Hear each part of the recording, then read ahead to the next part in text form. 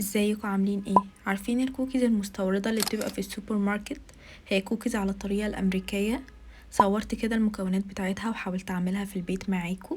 هي عكس الكوكيز اللي احنا متعودين عليها اللي هي على طريقة نيويورك، دي كوكيز على الطريقة الأمريكية. تعالوا نشوف كده ايه السر في الكوكيز دي وايه المختلف عنها عن الكوكيز العادية. لو عجبتكم الوصفة ما تنسوش تشتركوا في القناة. أنا هدى، ويلا على طول نبدأ مع بعض.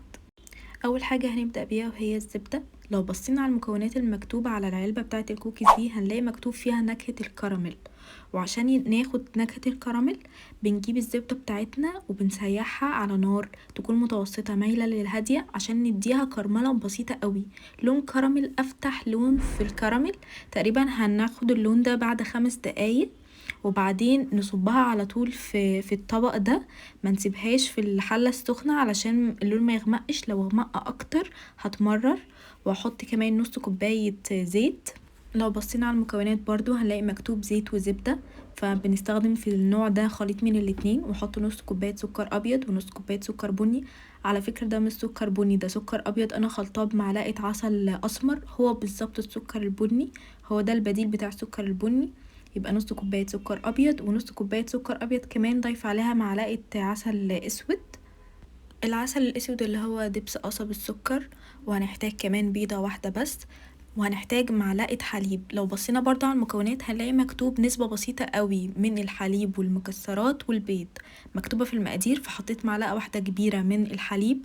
وطبعا طالما في بيض يبقى في فانيليا، حطيت معلقة فانيليا وقلبت المكونات دي كده مع بعض. هسيب الخليط ده كده 10 دقايق، السكر يتشرب السوائل الموجودة، يتشرب الحليب ويتشرب الزيت وهدي الخليط ده تقليبه كل شويه كده لحد ما ال10 دقايق تخلص. وعقبال ما الخليط ده يتشرب السوائل هجهز الشوكولاته. هجيب شوكولاته دارك فيها نسبه مكسرات، عشان الكوكيز المستورده دي فيها نسبه مكسرات. وده بيكنج صودا، هنلاقيها في السوبر ماركت جنب البيكنج باودر متوفره.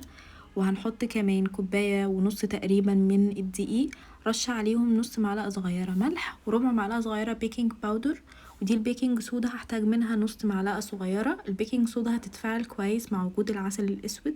وبعدين ننخل كده المكونات الجافة، مهم جدا ننخلها. وبعدين هقلب كده الخليط ده كله مع بعض لحد ما يبقى بالشكل اللي قدامكم ده. انا عايزه اقول لكم ان الخليط بيبقى ريحته كراميل جدا، بتبقى ريحته حلوه قوي قوي، والكراميل باين فيه يعني جدا بجد، حتى لونه شبه الكراميل. وبعدين هنحط الشوكولاته، خليط من الشوكولاته الدارك والشوكولاته بالحليب. وبعدين بس هبدأ اشكل العجينه بتاعتي. هجيب السكوب دي عشان يطلع كلهم مقاس واحد، وهاخد جزء كده من العجينة وهكورها واحطها في صينية اكون حاطه عليها ورقة زبدة، وورقة الزبدة مسحها كده مسحة بسيطة من الزيت، واشكلها كده زي ما انتوا شايفين.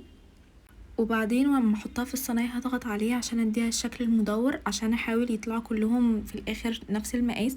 بس انتوا لو عايزين تسيبوهم كورة من غير ما تضغطوهم يعني عادي يرجع ليكوا، هي كده كده حجمها يزيد شوية في الفرن. وبعدين كده خلصت الكمية اللي عندي دي، هيديني كوكيز حجمها كبير. ممكن لو عايزين تضاعفوا الكمية عن كده تصغروا حجم الكوكيز شوية. واحط على الوش كام قطعة كده من الشوكليت شيبس وادخلها التلاجة ساعة عشان تمسك نفسها كده وما تفردش جامد في الفرن. وبعدين هدخلها فرن بتسخن لدرجة حرارة هادية، درجة حرارة 150، من 15 ل20 دقيقة. واول ما تاخد لون ذهبي خفيف من الاطراف نطلعها، وما نقدمهاش على طول، نسيبها تبرد عشان تمسك نفسها. اول ما نطلعها من الفرن هنلاقيها طرية شوية وبتفرفت كده، فما نحاولش نلمسها خالص لحد ما تبرد. ودرجة الحرارة الهادية في التسوية هتساعد ان الكوكيز بتاعتنا تكون مقرمشة. طلع طعمها لذيذ جدا جدا بجد. لو جربتوها استنى رأيكم في الكومنتس، واشوفكم ان شاء الله قريب. مع السلامة.